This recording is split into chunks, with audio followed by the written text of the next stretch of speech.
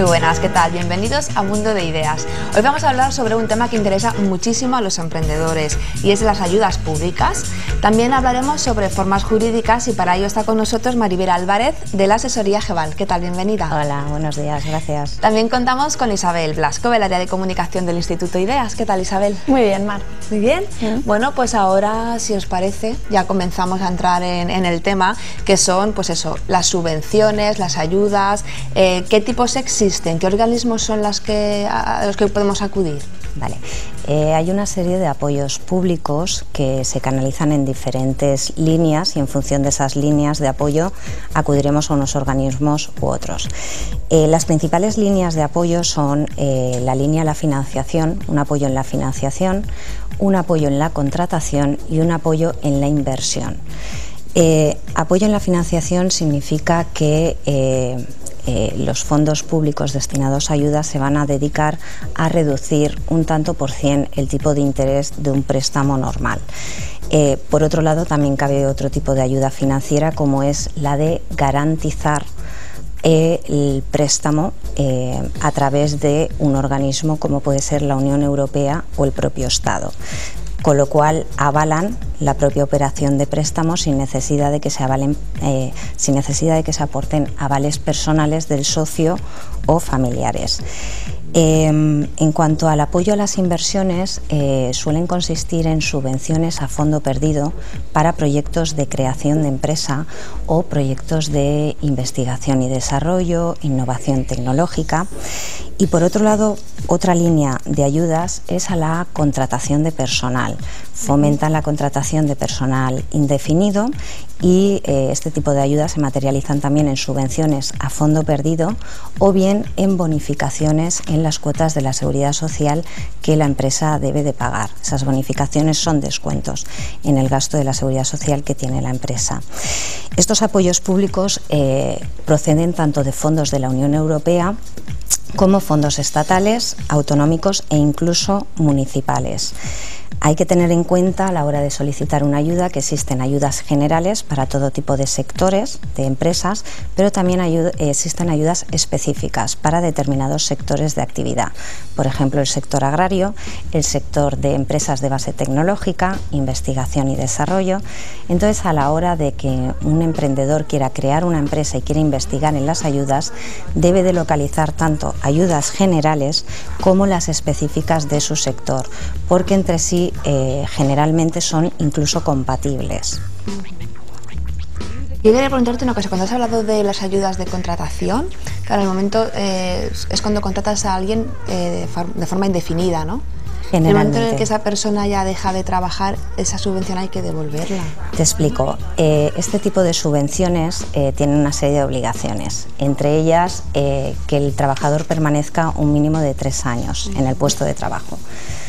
¿Qué ocurre si el trabajador se va o qué ocurre si nosotros lo despedimos? Que tenemos la obligación de sustituirlo en el plazo de un mes por otro trabajador en las mismas condiciones.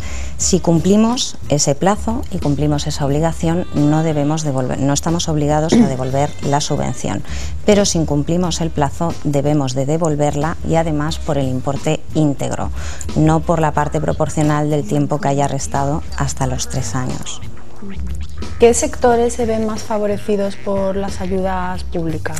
Fundamentalmente investigación y desarrollo, innovaciones tecnológicas, el fomento a las nuevas tecnologías, es el área que actualmente tiene más apoyos.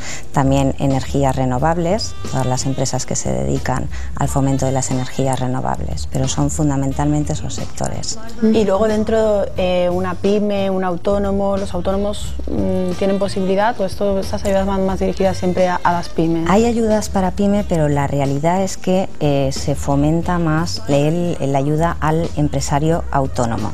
Tiene más posibilidades, por ejemplo en ayudas autonómicas donde se excluye ya directamente una sociedad mercantil, una sociedad civil y favorecen exclusivamente a los autónomos. Si te parece, ahora nos vas a ir contando exactamente qué ayudas son las que concede la Unión Europea, dónde podemos dirigirnos para saberlo, pero antes vamos a ver este vídeo de la página www.emprendedorestv.com, emprendedorestv.com, que es una página donde tenéis un montón de historias sobre nuevas empresas que se han creado muy interesantes. Vamos a ver esta empresa que la ha creado una mujer que se llama Cangur.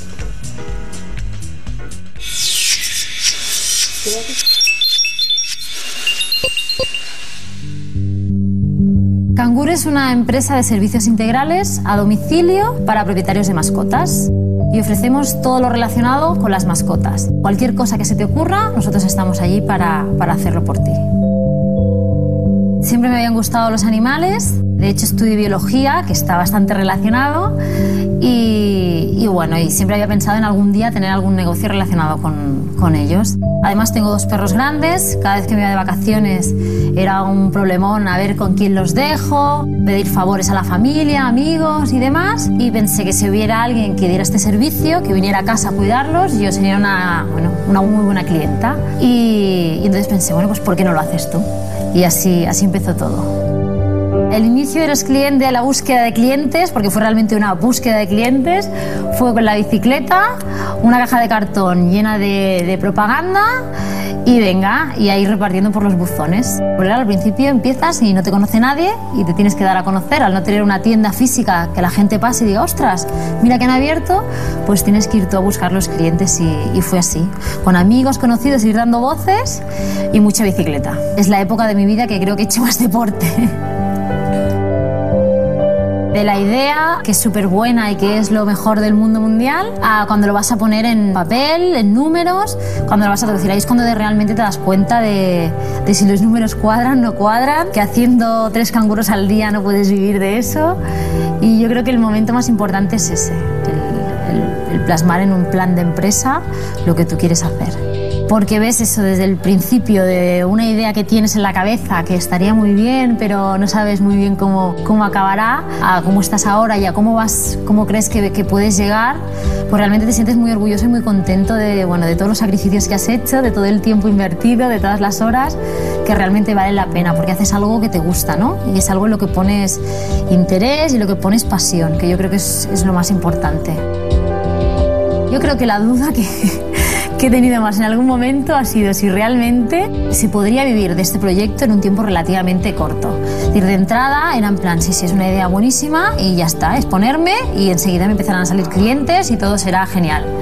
Y realmente vas ganando clientes, pero cuantos más clientes tienes, también tienes que comprar más cosas, más gastos, va en proporción, ¿no? Y llega un momento y dices, bueno, pero llegará un momento en que empezaré a ganar dinero de verdad o será toda la vida siempre sufriendo así de esta manera, ¿no? Y en algún momento realmente he pensado si llegaría ese momento ya o tardaría años y años.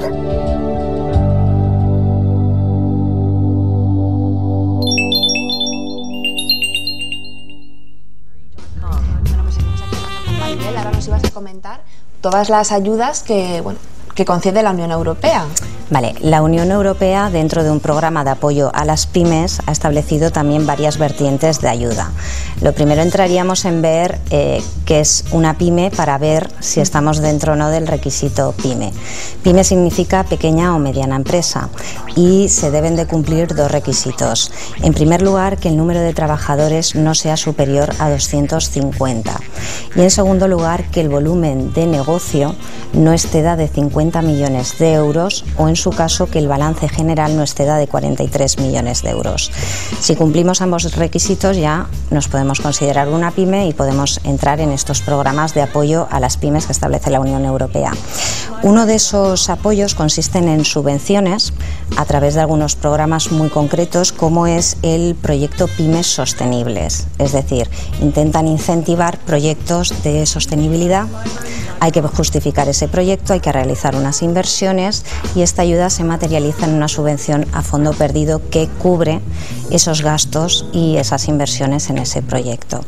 Por otro lado, la Unión Europea a nivel financiero también tiene unos apoyos en el sentido de que en algunos casos reduce el tipo de interés general de mercado de un préstamo y en otros casos, y resulta muy interesante, avalan la operación de préstamo realizada por el emprendedor.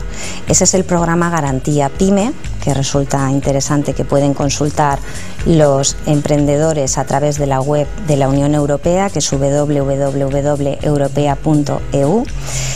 Porque bueno, el hablar de avales, el que te avale la Unión Europea, te avale el Estado, realmente facilita el poder optar a la concesión de un préstamo, de cara a que el banco pues obtiene mayores garantías y mayor seguridad para valorar la viabilidad de ese préstamo. Y más en estos tiempos donde resulta tan difícil que un banco te dé un préstamo, vamos, está la cosa muy complicada. Correcto, y porque muchas veces tampoco disponemos de las garantías suficientes, es decir, el emprendedor pues no tiene unos recursos o no tiene unos ingresos que pueda acreditar porque van a ser su propia empresa. Es decir, que con un buen plan de empresa que convenza y que, correcto, bueno, pues que se vea que es viable, una persona puede llevar a cabo su proyecto, ¿no? Aunque no tenga, no siempre un poco el impedimento es el dinero, es que sin dinero no se puede montar una empresa. Bueno, correcto, de hecho incluso para solicitar un préstamo es importante previamente haber madurado un proyecto de viabilidad que es conveniente presentar a la entidad financiera para que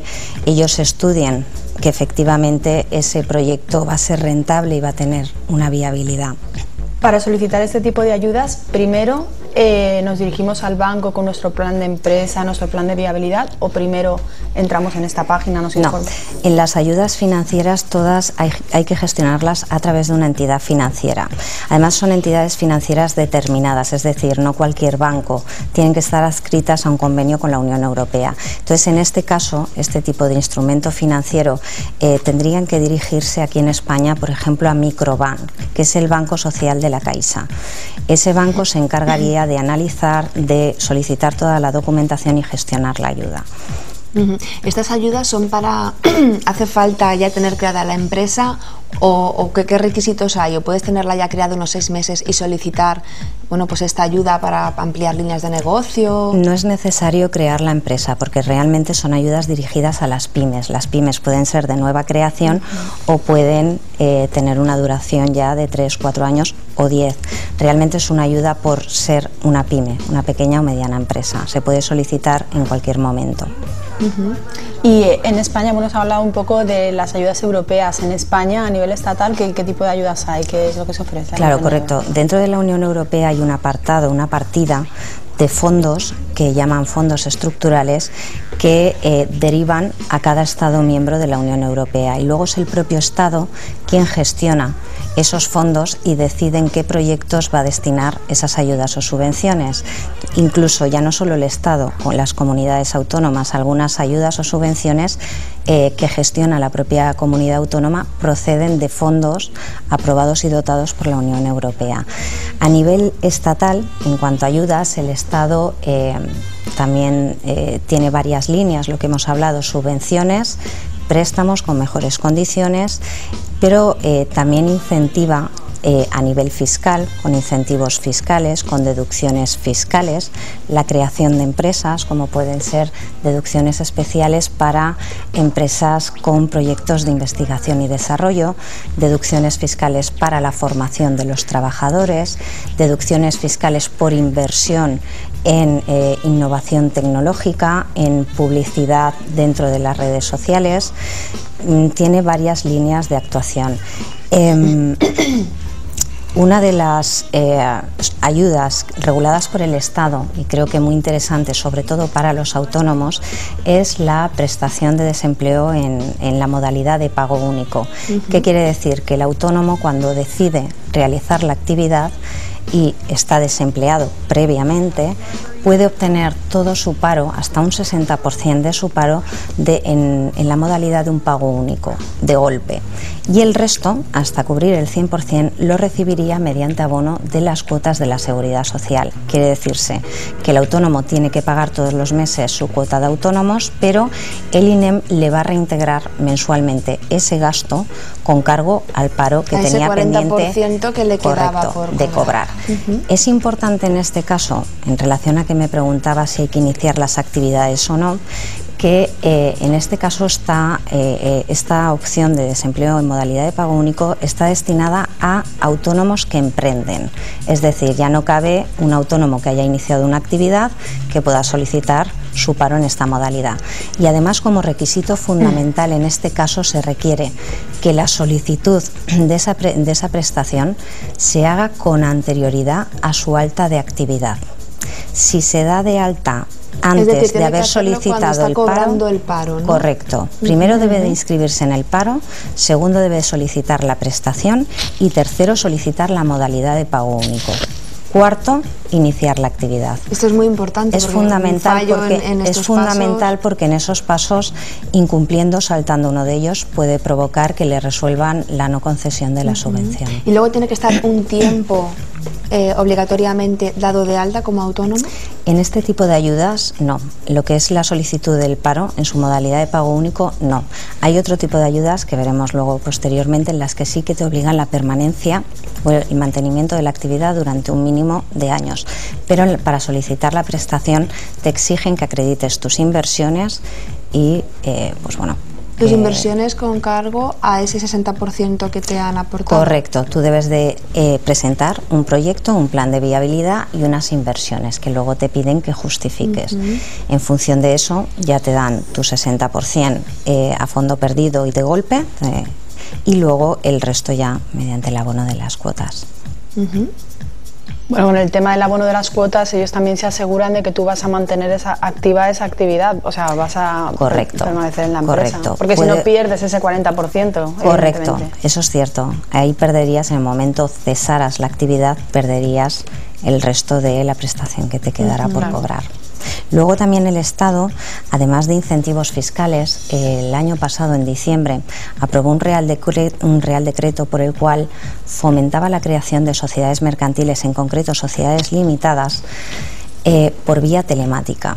Con lo cual, haciéndolo por vía telemática, reducimos los plazos normales de creación de una empresa. Pero además, lo más llamativo es que haciéndolo por ese procedimiento reduce los gastos y los honorarios del notario y del registro, que suelen representar o es un factor importante a la hora de crear una sociedad limitada. Es decir, bueno, tengo que pagar unos gastos excepcionales aparte de mis inversiones, que son honorarios de notario, honorarios de registro. En este caso los reduce y los limita a 60 euros los honorarios del notario y 40 del registro. Si la regla general es que estamos hablando de unos 500 euros la suma de los dos, pues estamos viendo que por esta vía también están fomentando, ayudando y apoyando a las nuevas empresas. Eso en cuanto a ayudas estatales. ¿Y sobre las autonómicas? Ahí es donde vamos a incidir con las obligaciones o no de permanencias en puestos. Tenemos varias ayudas, unas enfocadas a la creación de empresa, a emprendedores, y otras enfocadas a la contratación indefinida. En cuanto a emprendedores, es importante iniciar la actividad y mantenerla un mínimo de 3 años, lo que habíamos hablado inicialmente. En caso de incumplimiento, aquí sí nos van a obligar a devolver el íntegro de la subvención, no la parte proporcional que restara hasta la finalización de esos años. Por otro lado, este tipo de ayudas también obliga a solicitar un préstamo, es decir, no todo emprendedor necesita una financiación externa y por obtener esta ayuda se puede haber obligado a solicitar un préstamo, pues es una condición o requisito necesario y además con un capital mínimo de 6.000 euros. Por otro lado, las cuantías oscilan entre 5.000 y 7.000 euros, dependiendo del colectivo en el que pertenezcas, mujer desempleada o parado de larga duración. Y por último, hay que presentar una memoria con un proyecto de inversiones, pero esas inversiones además hay que justificarlas con facturas y con la forma de pago, con sus pagos. Con lo cual hay que ver realmente todos estos componentes a la hora de valorar si se va a solicitar la ayuda o no, sobre todo por lo de la obligación de mantener la actividad 3 años. ¿Ayudas autonómicas no existen a fondo perdido?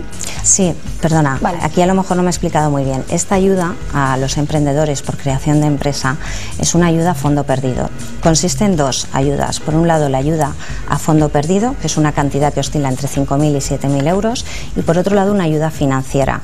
Como nos obligan a pedir un préstamo, por otro lado, nos reducen hasta 4 puntos el tipo de interés, lo cual estaríamos contando con dos tipos de ayuda dentro de este programa, de esta subvención. Luego tenemos también ayudas para empresas I+E, Iniciativa más Empresa, una modalidad de empresa que requiere que se acredite y se registre en un registro especial. Este tipo de ayudas obligan a crear un mínimo de 3 puestos de trabajo. Además, también un préstamo, necesitan pedir un préstamo, con lo cual la ayuda financiera, por lo tanto, es una subvención financiera, y por otro lado, por cada contratación laboral va a tener una cantidad a fondo perdido, y luego respecto a las inversiones le va a dotar de un 70%, le va a abonar un 70% de esos gastos iniciales. El problema es que esta ayuda es muy compleja y hay que tener muy claro que también nos obligan a mantener la actividad 3 años y a mantener el puesto de trabajo 3 años y además a tener 3 trabajadores, con lo cual esta ayuda pues hay que mirarla muy detenidamente para valorar si es interesante. Luego también tenemos ayudas que promocionan el uso del valenciano. Esas, quería comentarte, ¿no? Que sé que hay gente pues que se pone el cartel de la tienda en valenciano precisamente por eso, para poder recibir la ayuda. Correcto, están fomentando el uso del valenciano y entonces pues bueno, se materializan diferentes ayudas. Realmente sufragan los gastos de la inversión que produzcas en determinados elementos, como puede ser un rótulo de una empresa, el rótulo de un vehículo, catálogos, quizás. Claro, todo aquello que promocione el uso del valenciano sufragaría esos gastos. Y luego ya por último... Perdona, pues, solo un sí. inciso, para este tipo de ayudas también la empresa tiene que permanecer 3 años No, con... no, aquí afortunadamente este requisito no nos lo pide, nos pide el fomento del el uso del valenciano, entonces la promoción, con lo cual justificamos los gastos, justificamos que estamos promocionándolo a través de estas grabaciones en catálogos o en letreros y te costean. Vídeos también, por ejemplo, son todo lo que sea, justificables en valenciano. todo lo que sea promoción del uso de valenciano. Si eso implica incluso tu página web, pues a lo mejor una parte si está hecha en valenciano y se está promocionando el valenciano. Y, bueno, no sé, igual eso ya es entrar mucho en detalles, ¿no? Pero te pagan el 100%, el 80%, ¿cuánto? Eso no... Realmente creo que es un tanto por cien. Creo que es un tanto por cien de todo el gasto que justifiques, porque al final hay un límite en la cantidad que ellos destinan a cada uno, con lo cual no podemos hablar de 15.000 o 20.000 euros porque ellos tienen unos límites presupuestarios para cada solicitud, con lo cual al final se reduce, a pesar de que tu inversión sea excesiva, se va a reducir a un porcentaje. En IDEA siempre comentamos bueno, pues que las subvenciones son una ayuda, pero no podemos basar nuestra empresa o la viabilidad en las subvenciones, ¿no? Porque bueno, pues es algo bastante burocrático, tarda un tiempo, Correcto. Tarda un tiempo Es muy importante no pensar que vamos a financiar la creación de nuestra empresa a través de las ayudas. Como bien dices, estas ayudas como requisito previo generalmente requieren que uno ya inicie la actividad, requieren que uno ya haya efectuado las inversiones, con lo cual ya de entrada necesitamos una financiación, necesitamos un capital para poder hacer frente a estas primeras inversiones. Por otro lado, hablamos de unos plazos largos en la concesión y en el abono de esa subvención. Estamos hablando de una media de 6 meses a 1 año, con lo cual los primeros meses de mayor esfuerzo de arranque de la empresa vamos a necesitar sufragar todos nuestros gastos a través de otra manera, con otro capital, bien nuestro o bien porque hayamos solicitado un préstamo. Entonces, con las subvenciones no hay que contar a la hora de montar una empresa, tampoco podemos pensar que nos vayan a financiar nuestra empresa, porque además también puede ocurrir que contando con todos los requisitos se agote el presupuesto de la subvención y reuniendo todos los requisitos nos resuelvan no concederla porque ya no hay subvención. Y encima perdamos el derecho a poder optar al ejercicio siguiente, porque en el ejercicio siguiente no cumpliremos el requisito de inicio de actividad o creación de empresa. Es muy importante entonces conocer esos plazos y solicitarla cuanto antes, ¿no? En cuanto se abra el plazo. Correcto. Primero, tener claras las bases, los plazos en que se han publicado, el plazo en el que tenemos que presentarlo y dentro de ese plazo intentar ser los primeros. Ser los primeros. En este caso los primeros no serán los últimos, sino que serán los primeros también, ¿no? Correcto. ¿Ayudas locales, municipales existen? Sí, vamos a ver, el Ayuntamiento de Valencia también ha creado una línea de apoyos, tanto por creación de empresa como por contratación indefinida. Básicamente los requisitos son los mismos que con las subvenciones autonómicas. El único tema es que entre sí son incompatibles, hay que renunciar a una u otra, pero sí recomendamos que se soliciten las dos. En caso de concesión de una, pues ya renunciamos a la otra, pero así nos hemos asegurado la concesión de una. Pero básicamente son con los mismos requisitos que pueda tener las de nuestra comunidad autónoma, contratación y creación de empresa. También es una cantidad fondo perdido. En este caso la única diferencia quizás es que no te obligan a solicitar un préstamo. Sí acreditar una inversión, también tenemos que hacer una inversión, pero no nos obligan a solicitar un préstamo. Una pregunta, retomando una ayuda que nos has comentado antes a nivel estatal, que es la del desempleo, que se puede solicitar. Hay que justificar ese 60%, ¿no? de todo el conjunto, pero ¿cuánto tiempo hay para justificarlo? Tampoco el 60%, perdóname que te precise. Hay que justificar una inversión. Es decir, tienes que justificar una inversión. Para que es real que has constituido esa empresa, ¿no? Correcto. Entonces el autónomo por sí, por el hecho de ser autónomo, sí le van a permitir optar al 60%. Si fuera un socio de una sociedad cooperativa, sí va a tener un límite, o si es un socio de una sociedad mercantil, va a tener un límite y no va a poder optar a esta opción de pago único. Va a tramitar toda esta ayuda mediante el abono de cuotas a la seguridad social. Pero el autónomo, con acreditación, una inversión y un plan de viabilidad, no tiene que ajustarlo exactamente a los números exactos, sino justificar que va a realizar una inversión. Bueno, no sé si... Antes estábamos hablando de los autónomos y te he comentado, porque hace tiempo salió el tema de que los autónomos, hay una nueva modalidad que se estaba regulando y tal, para que pudieran cobrar también el subsidio de desempleo. Entonces, bueno, si nos puedes explicar un poquito cómo esa funciona. modalidad ya ha sido publicada y realmente funciona como si fuera un seguro privado, es decir, al fin y al cabo tienes que ampliar una cobertura, con lo cual tienes que pagar una cantidad fija todos los meses para que, una vez cotizado un plazo determinado, puedas optar a poder percibir el paro. Lo mínimo es un plazo, creo recordar, de un año. Tienes que cotizar y pagar ese exceso o esa cantidad. Entonces, muchas veces se hacen los números porque al final lo que voy a adelantar es lo que voy a recibir en el futuro, y partiendo de que el autónomo no debe de pensar que va a estar en el paro, porque lo que tiene que pensar es que su empresa va a funcionar el resto de su vida, pues bueno, no todos por nuestra experiencia, no todos los empresarios al final deciden pagar ese suplemento. La cuota que se paga como autónomo, bueno, es diferente si eres joven, si eres mujer, se paga menos. Tienen bonificaciones, como os comentaba, tienen bonificaciones por estar dentro de estos colectivos. Estamos hablando pues que un autónomo joven puede llegar a pagar 176 euros, mientras que... Joven, hablamos 30 años. Es correcto. Hasta 30, desde 30 o 35, depende del tipo de ayuda, ¿no? Bueno, aún estamos ahí. Estamos ahí. Casi. Según el tipo de ayuda somos de 30 o 35, pero estamos hablando que sí, si la cuota normal son unos 250 euros al mes, la mínima, en estos casos estarían pagando unos 175, 178 euros. Vamos a hacer ahora una pausa, vamos a ver otro vídeo de la página web www.estosololoarreglamosentrettodos.org. Es una historia muy bonita de superación cuyo protagonista se llama Ramón. Vamos a verlo.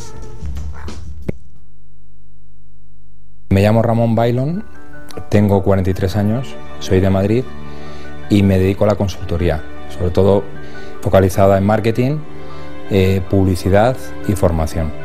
Tuve un accidente en el año 90, me amputé el brazo izquierdo, me lo reimplantaron y tuve la suerte después de tener el accidente que tuvieran a bien ficharme en el equipo paralímpico de esquí español. Estuve en los Juegos de Albertville, estuve en los Juegos de Lillehammer, fui campeón de España durante 6 años. En el año 94 batí el récord del mundo de navegación en solitario y íbamos recorriendo la geografía española con el lema de No Limits. Tú puedes hacerlo aunque tengas una discapacidad. A partir del año 97 me vuelco al mundo profesional y tuve la suerte de vivir la crisis de la .com, con lo cual sé cómo no hay que hacer las cosas. Para mí lo que he vivido es lo mejor que he tenido. Un fracaso laboral al final es una oportunidad de cambiar. Estar quieto en el sitio es lo peor que podemos hacer. Para mí una crisis es si tuviésemos que llegar al supermercado que no hubiese comida. Todos creo que tenemos derecho a quejarnos, pero a lo mejor te puedes quejar un minuto, te das una pataleta y continúas para adelante.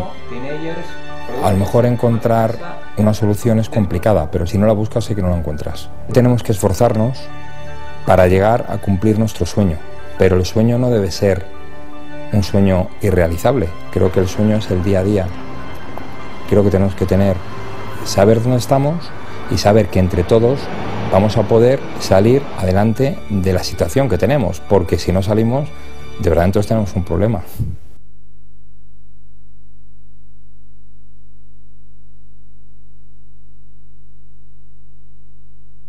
Bueno, pues hemos estado hablando sobre ayuda, sobre subvenciones y ahora también vamos a, pues a entrar en el tema de las formas jurídicas.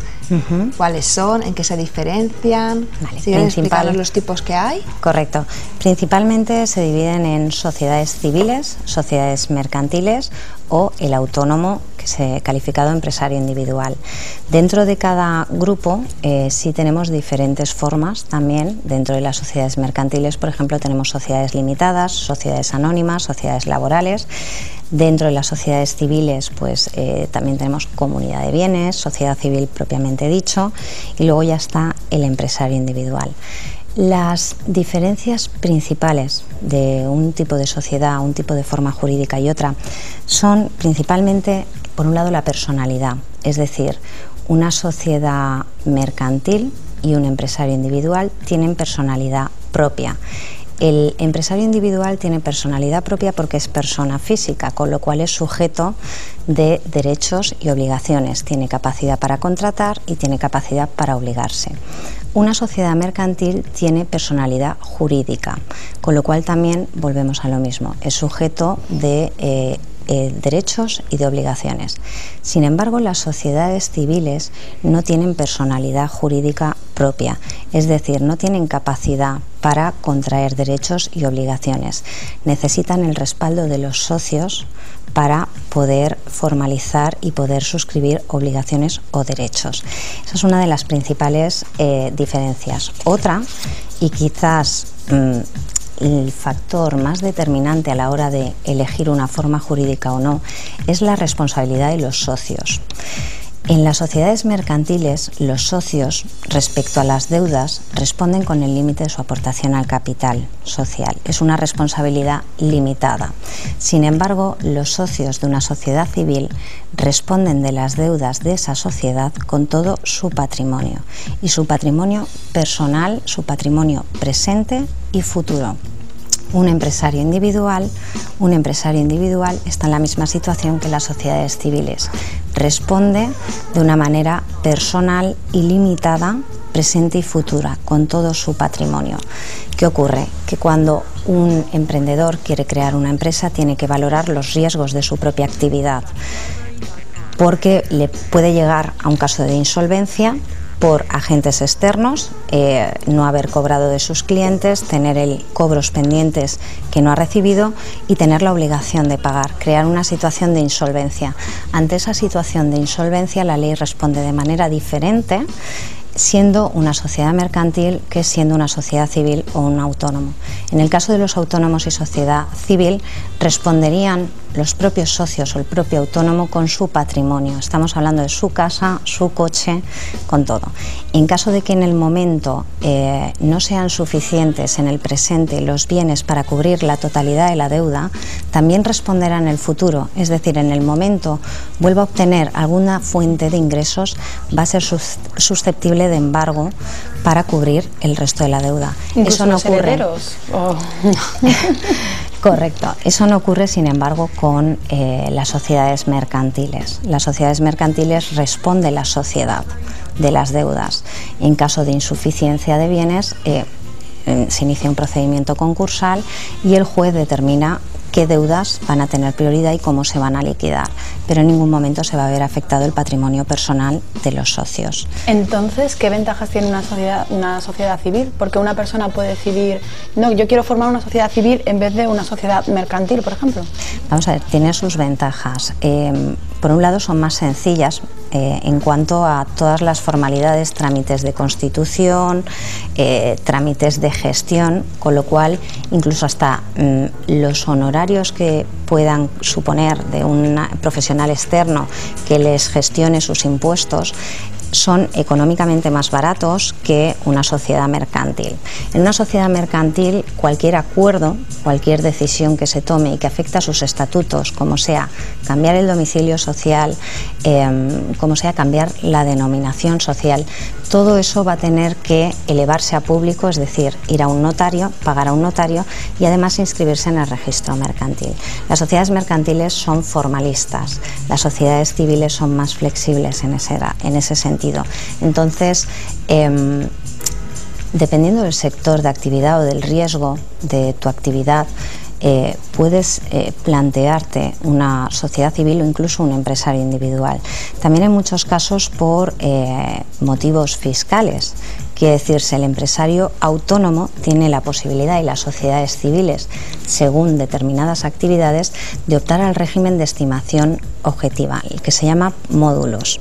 Ese régimen fiscalmente es un régimen especial porque no tiene en cuenta ni los ingresos reales ni los gastos reales, sino que se hace una estimación y el contribuyente tributa por esa estimación, de tal manera que si el rendimiento es superior a la estimación, va a obtener un rendimiento neto de impuestos, limpio de impuestos. Entonces, se valoran un conjunto, claro, se valoran un conjunto de situaciones a la hora de elegirlo. También dependerá quizás del capital inicial que tengas. Correcto. Vamos a ver, una sociedad civil no exige un capital inicial previo para crear la sociedad civil, en este caso una comunidad de bienes o el tipo de forma que decidan. Sin embargo, una sociedad mercantil, el mínimo capital que hay que aportar son 3.000 euros. Si queremos formar una sociedad limitada, si queremos formar una sociedad anónima, ya hablamos de 60.000 euros, con lo cual, incluso a efectos de la primera inversión para iniciar una actividad, pues bueno, evidentemente son más costosas, requieren de más capacidad económica las sociedades mercantiles que una sociedad civil o un autónomo. Estamos hablando del número de sociedades y entonces, claro, el número de socios. ¿Cuál es el mínimo y el máximo número de socios que necesita para constituirse una sociedad mercantil y Correcto. una sociedad civil? En una sociedad civil, como están reguladas por el Código Civil, exigen algo en común. Habiendo comunidad, tiene que haber un mínimo de 2. Sin embargo, en las sociedades mercantiles sí es posible que se constituyan por un socio único. Son lo que se llaman sociedades unipersonales, donde ese socio puede ser socio, puede ser el administrador, responsable de la gestión de la empresa, y puede ser trabajador de la empresa. Es decir, hay 3 figuras jurídicas diferentes dentro de la sociedad mercantil que pueden estar representadas por la misma persona. En la sociedad civil ya dependemos de que necesitamos mínimo otro socio para poder constituirla. Entonces, es importante también porque en muchos casos desconocen que, hablando de sociedad, piensan que enseguida que es necesario un mínimo de 2 socios o de 3, cuando en determinadas formas jurídicas como la sociedad limitada o la sociedad anónima se permite la unipersonalidad. ¿Y las cooperativas? ¿Las comunidades de bienes entran en alguna de esas? Las comunidades de bienes son sociedades civiles, mientras que las cooperativas sí están reguladas por la legislación mercantil, estarían acogidas a la normativa mercantil, son sociedades mercantiles. Pasa que las cooperativas implican trabajo. Es decir, cuando yo en una sociedad limitada sí he dicho que el socio puede ser simplemente socio y tener trabajadores, no trabajar él, puede trabajar o no, puede ser administrador o no, en una sociedad cooperativa sí se implica la aportación del trabajo, es decir, aportación de capital, pero también aportación laboral. Cada socio va a ser socio y trabajador. Por eso cada forma jurídica dentro de un ámbito también tiene unos requisitos especiales. Las más comunes, la sociedad limitada y la sociedad anónima, quizás por los requisitos, porque son más flexibles en este sentido. Vamos a ver ahora un vídeo resumen de la Cátedra de Cultura Directiva y Empresarial que se clausuró el 4 de mayo. Y vamos a ver algunos fragmentos de los ponentes, el total de alumnos. Vamos a ver. O sea, los que realmente son competitivos sacan, los que no, o sea, aparecen nuevas ideas, nuevos años. Se nos ha llevado la cabeza y hemos gastado muchísimo más de lo que podíamos. Pero cuando todo el mundo empieza a comprar coche, que llega un momento que se pone de moda. Lo que no cambia son los modelos de comunicación y los modelos de relación. Yo llevo las redes sociales. No matter what anybody tells you, words and ideas can change the world.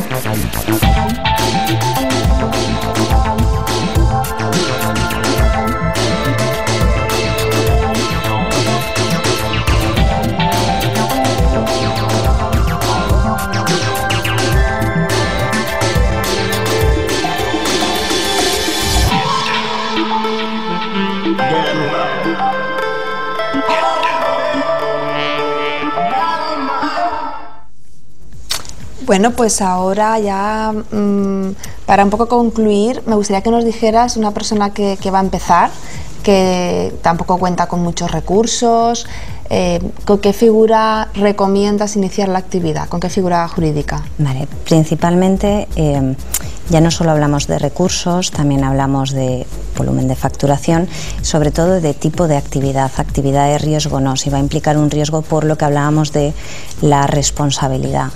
En sectores de servicios profesionales, por ejemplo, un ingeniero, una consultoría, un abogado, donde además no se necesita o se precisa de realizar grandes inversiones, puede empezar valorando también las ayudas, las posibilidades de obtención de ayudas, puede empezar su actividad como profesional.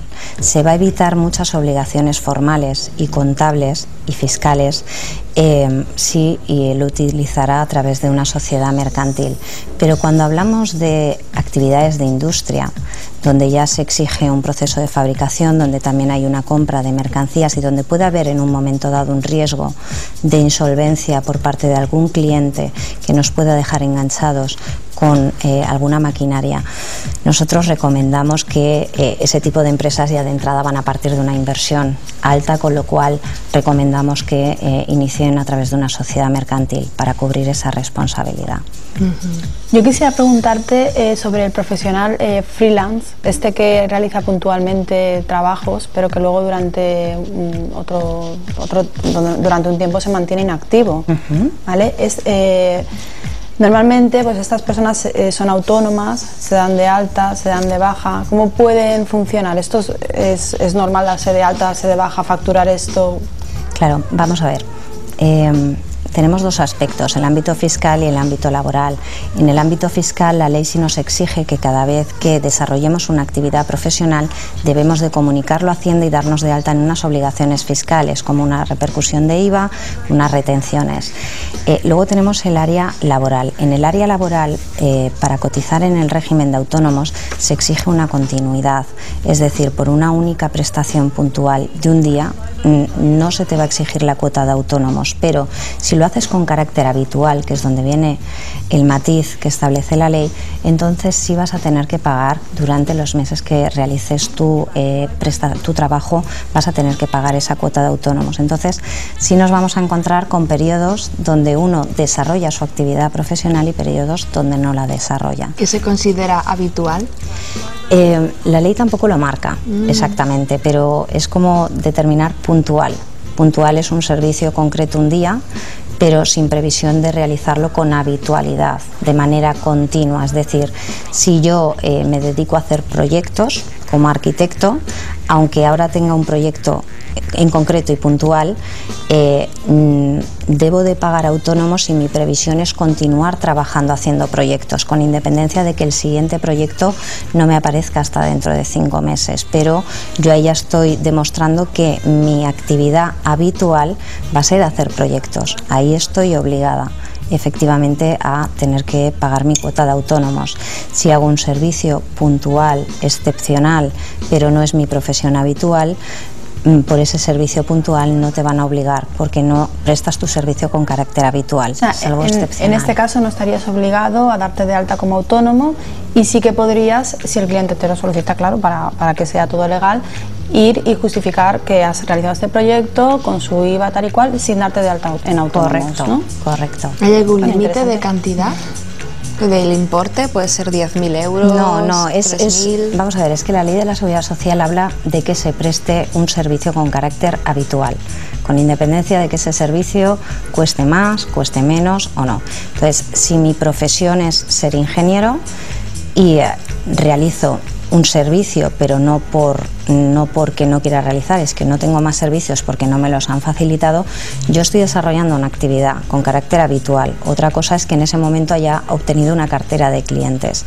Pero si yo, siendo ingeniero, un día puntual doy una conferencia, por esa actividad puntual no me van a obligar a darme de alta en el régimen de autónomos.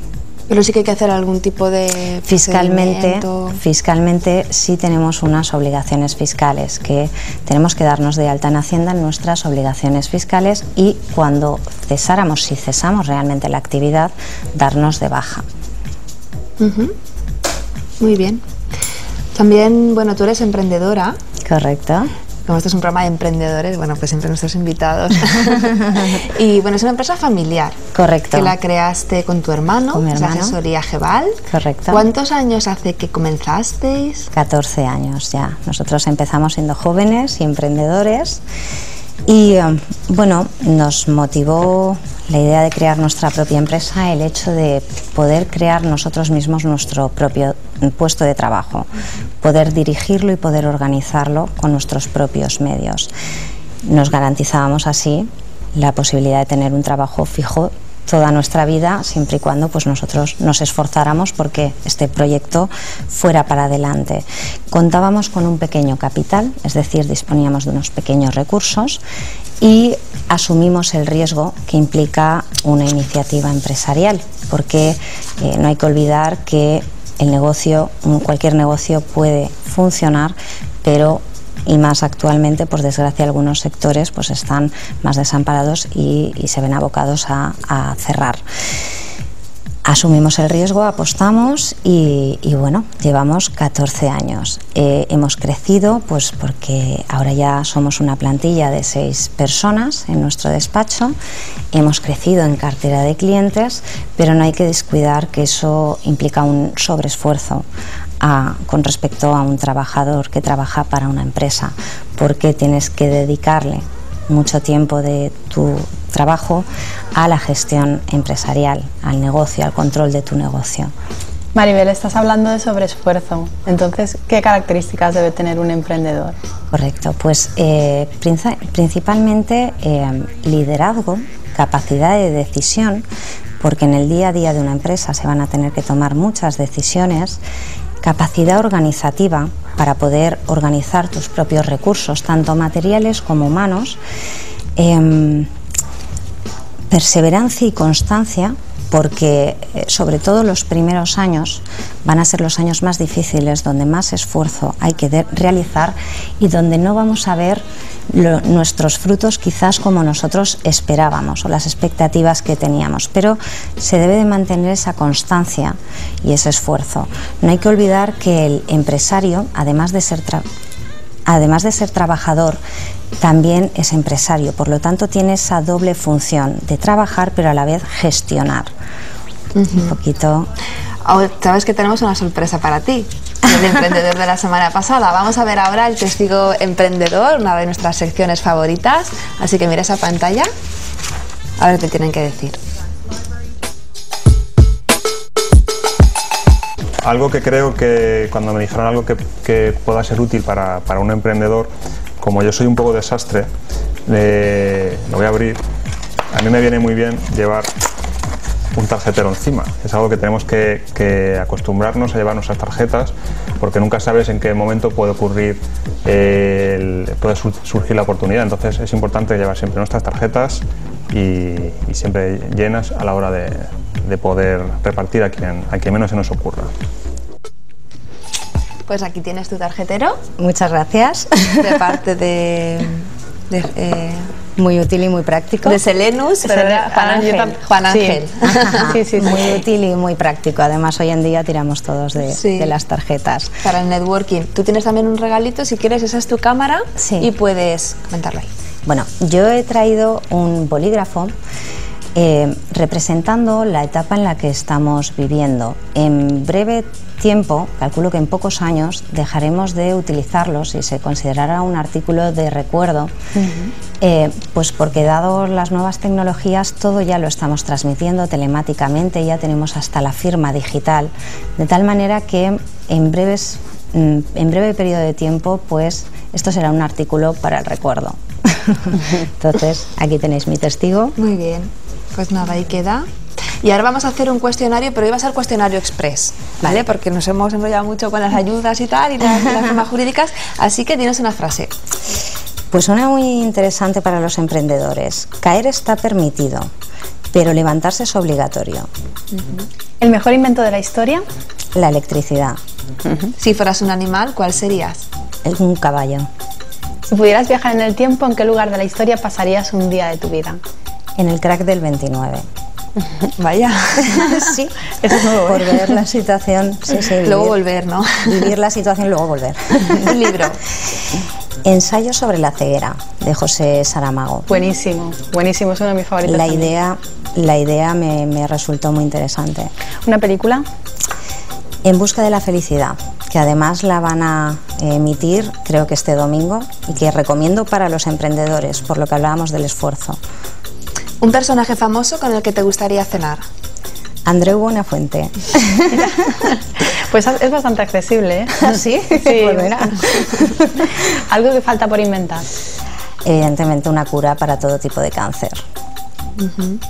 Muy bien, pues bueno, ya está aquí el cuestionario. Vamos a despedirnos con una de tus canciones preferidas de la banda sonora de La vida es bella. Supongo que otra película pues que también te gusta muchísimo. De las preferidas también. Y bueno, deciros que Instituto Ideas pues tenéis, si decidís crear vuestra propia empresa, bueno, pues que los técnicos de allí están para eso, para asesoraros sobre formas jurídicas, sobre ayudas, subvenciones y para ver si vuestra idea es viable. Y bueno, y también esos servicios que os ofrece la asesoría Gebal. Maribel, muchísimas gracias por haber venido. A vosotros ha sido por haberme invitado. Productivo esta entrevista, hemos aprendido mucho contigo. Sí. Y bueno, Isabel, pues nos vemos el viernes que viene con más emprendedores. Aquí estaré. Muchísimas gracias por estar ahí, que paséis una feliz semana. Nos vemos el viernes.